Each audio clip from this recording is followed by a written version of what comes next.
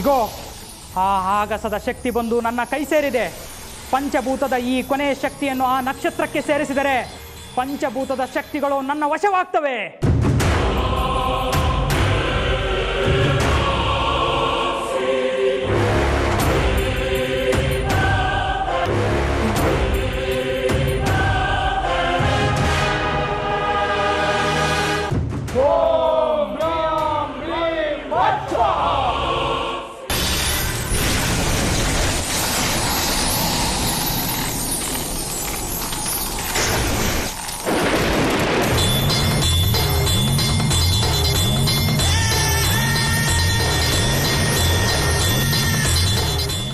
ಅಮ್ಮ, ನಿಮ್ಗಳನ್ನ ಭಕ್ತಿಯಿಂದ ಬೇಡ್ಕೊಂಡು ಒಲಿಸ್ಕೊಳ್ಳೋದಷ್ಟೇ ನನಗೆ ಗೊತ್ತಿರೋದು. ಅದು ಬಿಟ್ಟರೆ ಬೇರೆ ಏನೂ ಗೊತ್ತಿಲ್ಲ.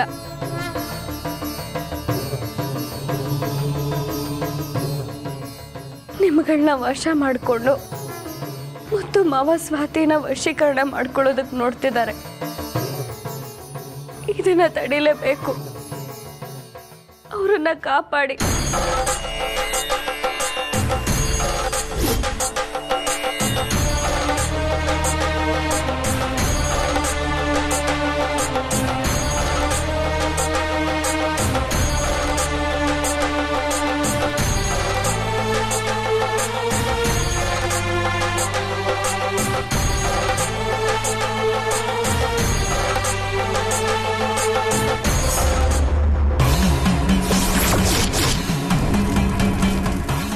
ಗುರುಗಳೇ, ಹೋಮದ ಕೊಂಡ ಯಾಕೆ ಆರೋಯ್ತು? ಯಾರು ಅಂತ ನನಗೆ ಗೊತ್ತಾಗ್ಲೇಬೇಕು. ಈ ಅಗ್ನಿಕೊಂಡದ ಪೂಜೆಗೆ ನೀವೆಷ್ಟೇ ಅಡ್ಡಿ ಮಾಡಿದ್ರು ಮತ್ತೆ ನಾನು ಅಗ್ನಿಕೊಂಡವನ್ನ ಉರಿಯೋಗಿ ಮಾಡೇ ಮಾಡ್ತೀನಿ. ಇದು ನನ್ನ ಶಕ್ತಿ. ಓಂ ಹ್ರೀಂ ಸ್ವಾಹ. ಓಂ ರಾಂ ಹ್ರೀಂ ಸ್ವಾಹ. ಈ ಪೂಜೆಯನ್ನ ನಾವು ಆದಷ್ಟು ಬೇಗ ಮುಗಿಸ್ತೇ ಹೋದ್ರೆ ಇಷ್ಟೊತ್ತು ಕಷ್ಟಪಟ್ಟಿದ್ದು ವ್ಯರ್ಥವಾಗುತ್ತೆ. ಆಮೇಲೆ ನಾವು ಕಷ್ಟಪಟ್ಟಿದ್ದಕ್ಕೆ ಯಾವುದೇ ಫಲ ಸಿಗುವುದಿಲ್ಲ. ಇದೆಲ್ಲ ಬೆಳ್ಳಿ ಮಾಡ್ತಿರೋ ಕೆಲಸನೇ ಇರಬೇಕು. ಏನೋ ಪೂಜೆ ಮಾಡಿ ನಮ್ಮ ಕೆಲಸಕ್ಕೆ ಇಲ್ಲಿ ಅಡ್ಡಿ ಮಾಡ್ತಿದ್ದಾಳೆ ಅನ್ಸುತ್ತೆ. ಅದೇನು ಅಂತ ತಿಳ್ಕೊತೀನಿ.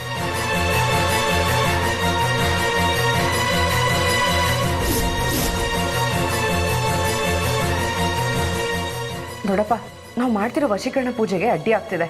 ಆ ಬೆಳ್ಳಿ ಎಲ್ಲಿದ್ದಾಳೆ, ಏನ್ ಮಾಡ್ತಿದ್ದಾಳೆ ಅಂತ ಒಂದು ಸ್ವಲ್ಪ ತಿಳ್ಕೊತೀರಾ? ನಿನ್ನ ಪರಿಶುದ್ಧವಾದ ಮನಸ್ಸಿನ ಬೇಡಿಕೆ, ಶ್ರದ್ಧಾ ಭಕ್ತಿಯಿಂದ ಮಾಡಿದ ಪೂಜೆ ಪರಿಪೂರ್ಣವಾಗಿ ಮುಗಿದಿದೆ. ಈ ಪೂಜೆ ಸಂಪೂರ್ಣವಾಗಿ ಆಗೋದಕ್ಕೆ ಈ ಅಭಿಷೇಕದ ಹಾಲನ್ನು ತೆಗೆದುಕೊಂಡು ಹೋಗಿ ಕಲ್ಯಾಣಿಗೆ ಸುರಿದ್ಬಿಟ್ಟು ಬರಬೇಕಮ್ಮ. ಅವಳಿಂದ ನಾವು ಮಾಡಿಸ್ತಿರೋ ವಶೀಕರಣ ಪೂಜೆ ಹಾಳಾಗ್ತಿದೆ. ದಯವಿಟ್ಟು ಏನಾದರೂ ಮಾಡಿ ಈಗಲೇ ಹೋಗಿ ಬೆಳ್ಳಿ ಮಾಡ್ತಿರೋ ಪೂಜೆಗೆ ಅಡ್ಡಿ ಮಾಡಿ. ಈ ಹಾಲನ್ನು ಪಂಚಭೂತಗಳ ವಾಹನವಾಗಿರ್ತಕ್ಕಂತಹ ಸರ್ಪ ಕುಡಿಯುತ್ತೆ ಅನ್ನೋದು ಇಲ್ಲಿನ ಪ್ರತೀತಿ. ನೀನು ಹಾಗೆ ಮಾಡಿದ್ರೆ ಈ ಪೂಜೆ ಸಂಪೂರ್ಣವಾಗಿ ನೆರವೇರುತ್ತೆ. ಒಂದು ವೇಳೆ ಇದಕ್ಕೇನಾದರೂ ಅಡ್ಡಿ ಆದರೆ ಈ ಮಾಡಿದಂಥ ಪೂಜೆ ಎಲ್ಲ ವ್ಯರ್ಥವಾಗುತ್ತೆ. ಎಚ್ಚರವಾಗಿರಿ.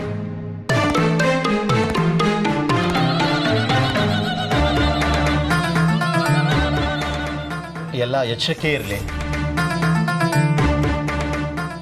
ಈ ಪೂಜೆ ಇಷ್ಟು ದೂರ ಬಂದಿದೆ, ಇಲ್ಲಿವರೆಗೂ ಬಂದ್ಮೇಲೆ ನಾನು ಸೋಲೊಪ್ಕೊಳ್ಳೋಕೆ ರೆಡಿ ಇಲ್ಲ. ನಾನು ಗೆಲ್ತೀನಿ, ನಾನು ಗೆದ್ದೇ ಗೆಲ್ತೀನಿ.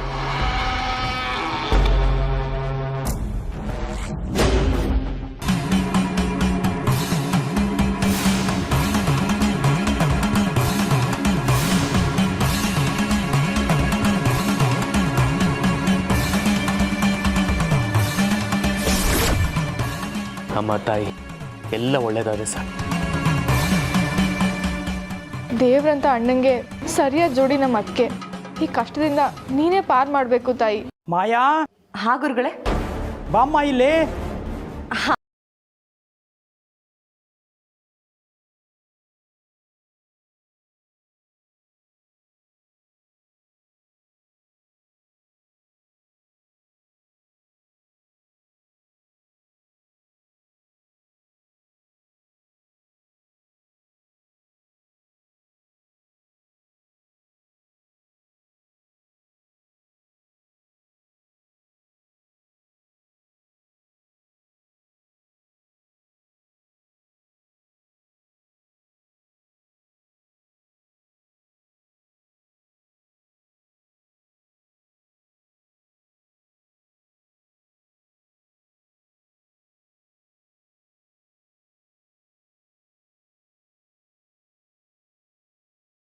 ಪಂಚಭೂತ ಶಕ್ತಿಗಳ ಪೂಜೆಯನ್ನು ನೆರವೇರಿಸಿದ್ದೀನಿ. ಪೂಜೆಯ ಫಲವಾಗಿ ನನಗೆ ಬರಬೇಕಾದ ಮಾಂಗಲ್ಯವನ್ನು ದಯಪಾಲಿಸು.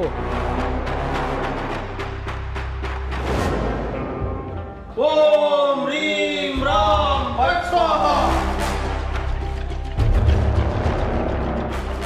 ಬರಲಿ ಮಾಂಗಲ್ಯ.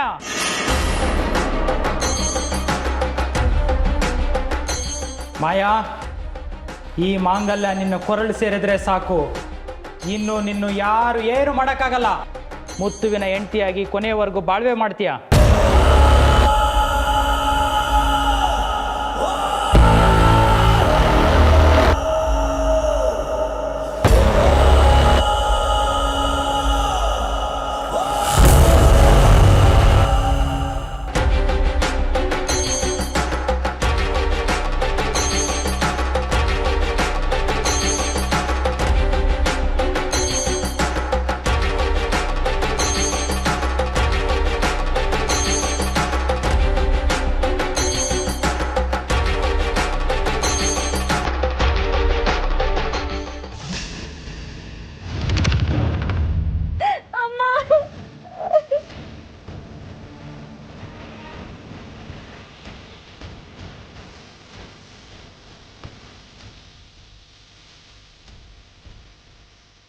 ಅಯ್ಯೋ ದೇವ್ರೆ, ಅಭಿಷೇಕ ಮಾಡಿದ ಹಾಲೆಲ್ಲ ಚೆಲ್ಲೋಯ್ತಲ್ಲ.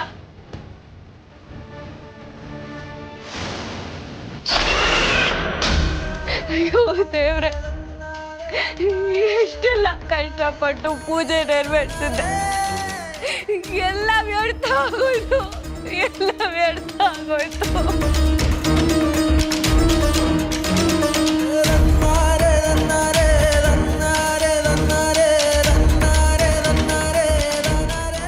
ನಾಗಪ್ಪಗೆ ಸೇರ್ಬೇಕಾಗಿರೋ ಹಾಲು ಭೂಮಿ ಪಾಲಾಗೋಯ್ತು.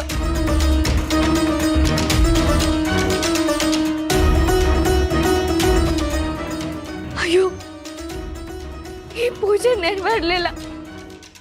ಇದರಿಂದ ಮುತ್ತು ಮಾವಂಗೂ ಸ್ವಾತಿಗೂ ಏನಾದ್ರೂ ಆಗಿದ್ರೆ, ಅಮ್ಮ ತಾಯಿ ಚಾಮುಂಡಿ, ನೀನೇ ನನ್ನ ಮುತ್ತು ಮಾವ ಸ್ವಾತಿನ ಕಾಪಾಡ್ಬೇಕು.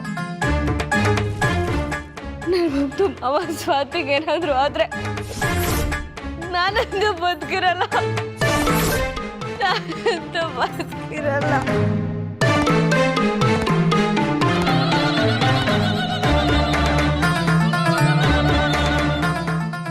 ಐಶು, ಇನ್ನೂ ಬೆಳ್ಳಿ ಬಂದಿಲ್ಲ, ನಾನು ನೋಡ್ಕೊಂಡು ಬರ್ತೀನಿ.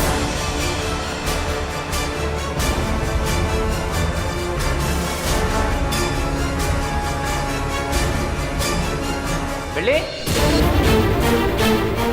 ಬೆಳ್ಳಿ, ಬೆಳ್ಳಿ, ಏ ಬೆಳ್ಳಿ,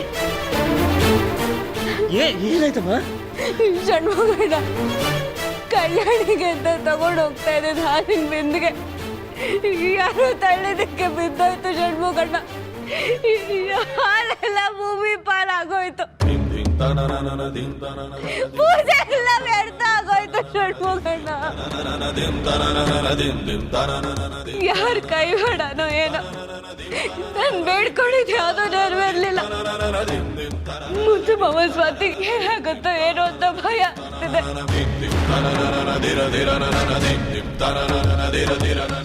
ಶಿವಮೊಗ್ಗ ವಾಪಸ್ ಬರುವವರೆಗೂ ನಾನು ಎಲ್ಲಿಗೂ ಬರಲ್ಲ. ಇವರೇ ನಾಚಿಕೆ ಇರ್ತೀನಿ. ಬೆಳ್ಳಿ, ಅಕ್ಕೆ ಬೆಳ್ಳಿ ನಿಂತ್ಕೋ, ಬೆಳ್ಳಿ.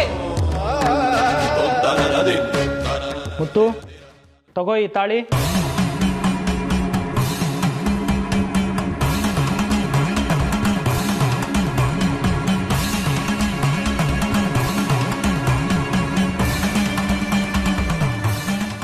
ಈಗ ಶುಭ ಮುಹೂರ್ತ ಇದೆ, ಮಾಂಗಲ್ಯ ಧಾರಣೆ ಆಗಲಿ.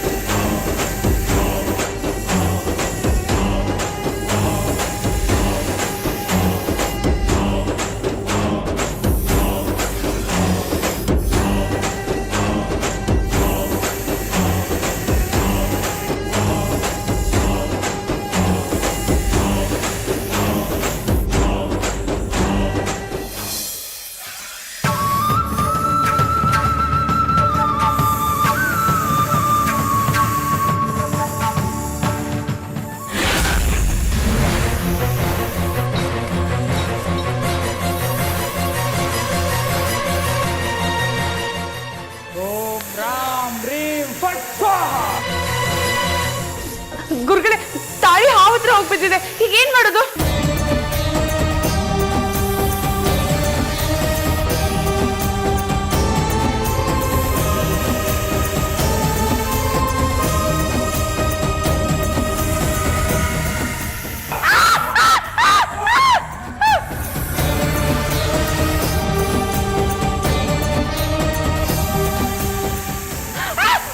ಗುರುಗಳೇ, ಗುರುಗಳೇ, ತಾಳಿ!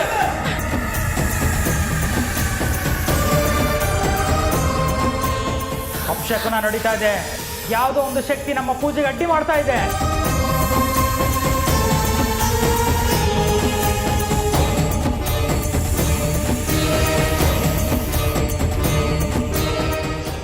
ಗುರುಗಳೇ, ತಾಳಿ! ಮಾವ, ಗುರುಗಳೇ ಏನಾದ್ರೂ ಮಾಡಿ ತಾಳಿ! ಮುತ್ತು, ಮಾಯಾ, ಹಾರ ತೆಗಿರಿ.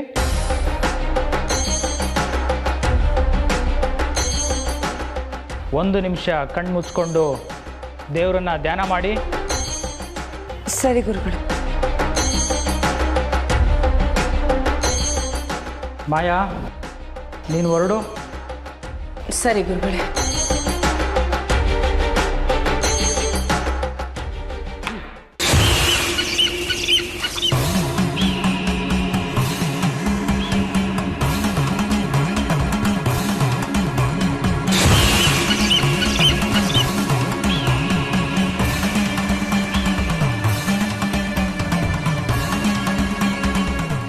ಗುರುಗಳೇ, ಸ್ವಾತಿ, ನಿನ್ನ ಮಗಳು ಇವಾಗ ಸಂಪೂರ್ಣವಾಗಿ ಗುಣ ಆಗಿದ್ದಾಳೆ. ನೀನಿನ್ನು ಅವಳನ್ನ ಮನೆಗೆ ಕರ್ಕೊಂಡು ಹೋಗ್ಬೋದು.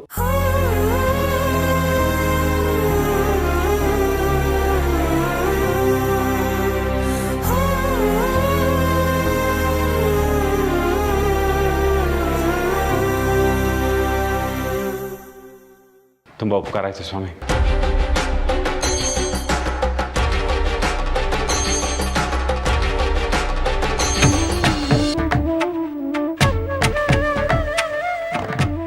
ಏನು ಮಾಡ್ತಾ ಇದೆಯಾ ಬೆಳ್ಳಿ ನೀನು? ಈ ತರ ಅನ್ನ ನೀರು ಬಿಟ್ರೆ ನಿನ್ನ ಆರೋಗ್ಯಕ್ಕೆ ಏನಾಗಲ್ಲ. ಹೇಳು ಆಯುಷು. ಷಣ್ಮುಗಣ್ಣ, ಕಲ್ಯಾಣಿಗೆ ಸುರಿಬೇಕಾಗಿದ್ದ ಹಾಲು ಚೆಲ್ಲೋಯ್ತು. ಮುತ್ತು ಮಾವ ಸ್ವಾತಿ ಕ್ಷೇಮವಾಗಿ ಬರೋವರೆಗೂ ನನ್ನ ಅನ್ನ ನೀರು ಏನು ಮುಟ್ಟಲ್ಲ. ಬೆಳ್ಳಿ, ನೀನ್ ಪೂಜೆ ಕರೆಕ್ಟ್ ಆಗಿ ಮಾಡಿದ್ಯಾ, ಎಲ್ಲ ಸರಿಯಾಗಿದೆ, ಯೋಚನೆ ಮಾಡ್ಬೇಡ. ನೋಡು, ದೇವ್ರು ಎಷ್ಟೇ ಕಷ್ಟ ಕೊಟ್ರು, ಎಷ್ಟೇ ಪರೀಕ್ಷೆ ಕೊಟ್ರು, ನನ್ನ ಬೆಳ್ಳಿ ಗೆದ್ದೇ ಗೆಲ್ತಾನೆ ಅನ್ನೋ ನಂಬಿಕೆ ನನಗಿದೆ.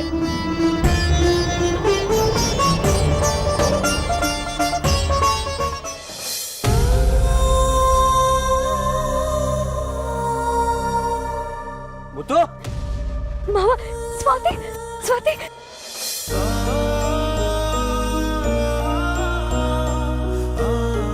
ಸ್ವಾತಿ, ನೀನು ಹುಷಾರಾಗಿದ್ಯಾ ಅಲ್ವಾ? ನಿನಗೇನಾಯ್ತೋ ಏನೋ ಅಂತ ಒಂದೇ ಭಯ ಆಗೋಗಿತ್ತು. ಈಗ ನೀನು ಬಂದ್ಯಲ್ಲ, ನನಗೆ ಅದೇ ಖುಷಿ ಪುಟ್ಟ. ಇಷ್ಟೊಂದು ಪ್ರೀತಿ ತೋರಿಸೋ ಅಮ್ಮ ಇದ್ರೆ ನನ್ಗೇನಾಗುತ್ತೆ ಅಮ್ಮ? ನಿನ್ನ ಆಶೀರ್ವಾದ ನಾನು ಎಲ್ಲೇ ಹೋದ್ರೂ ಕಾಪಾಡುತ್ತೆ. ಮುತ್ತು, ನೀವಿಬ್ರು ಇಲ್ಲಿಂದ ಹೋಗಿದ್ ನೋಡಿ ಮನೇಲಿ ಎಲ್ಲರೂ ಗಾಬರಿ ಆಗ್ಬಿಟ್ಟಿದ್ರು. ಗಾಬರಿ ಆಗೋಂಥದ್ದು ಏನಿಲ್ಲ ಕಣ. ನಾ ಹೋಗಿದ್ದ ಆಶ್ರಮದ ಗುರುಗಳು ತುಂಬ ಪವರ್ಫುಲ್ ಅನ್ಸುತ್ತೆ. ಸ್ವಾತಿಗಿದ್ದಿದ್ದು ಎಲ್ಲ ತೊಂದರೆನೂ ನಿವಾರಣೆ ಮಾಡಿಬಿಟ್ರು. ಈಗ ನೋಡು ಎಷ್ಟು ಲವಲವಿಕೆಯಿಂದ ಇದ್ದಾಳೆ. ನೀವಿಬ್ರು ಚೆನ್ನಾಗಿರ್ಲಿ ಅಂತ ನಮ್ಮ ಬೆಳ್ಳಿ ಒಂದು ಪೂಜೆ ಮಾಡಿದ್ಲು ಗೊತ್ತಾ? ಹೌದಾ ಬೆಳ್ಳಿ? ಅಷ್ಟೇ ಅಲ್ಲ ಮುತ್ತು, ಪಂಚಭೂ ಬೇಡ. ಕೊರವಂಜಿ ಆಕೆ ಏನು ಹೇಳಿದ್ರು ಅಂತ ಮುತ್ತು ತಿಳಿಸೋದು ಬೇಡ. ಪಾಪ ಸುಮ್ಮನೆ ಅಪ್ಸೆಟ್ ಆಗ್ತಾನೆ ಅನ್ಸುತ್ತೆ. ಏನಾಯ್ತು? ಏನೋ ಹೇಳಕೊಟ್ಟೆ, ಹಾಗೆ ನಿಲ್ಲಿಸ್ಬಿಟ್ಟೆ. ಷಣ್ಮುಗ, ಏನೋ ವಿಷಯ? ಬೆಳ್ಳಿ, ಏನು ವಿಷಯ ಅಂತ ನಿಂಗೆ ಗೊತ್ತಾ? ಏನೋ ಹೇಳಕೊಟ್ಟ, ಹಾಗೆ ನಿಲ್ಲಿಸ್ಬಿಟ್ನಲ್ಲ. ಮುತ್ತು ಮಾವ ಬದಲಾಗಿದ್ದಾರೆ, ಅದು ಇದು ಅಂತ ಗುರುಗಳು ಮಂತ್ರವಾದಿಗಳು ಹೇಳಿದ್ದೇ ಹೇಳಿದ್ದು. ಆದ್ರೆ ಇಲ್ಲಿ ನೋಡಿದ್ರೆ ಮುತ್ತು ಮಾವ ಪೂರ್ತಿಯಾಗಿ ಆ ಬೆಳ್ಳಿ ಕಡೆನೆ ವಾಲಿದ್ದಾರೆ. ಷಣ್ಮುಗ, ಏನು ವಿಷಯ ಅಂತ ಹೇಳೋ. ಮುತ್ತು, ದೇವಸ್ಥಾನಕ್ಕೆ ಹೋಗಿ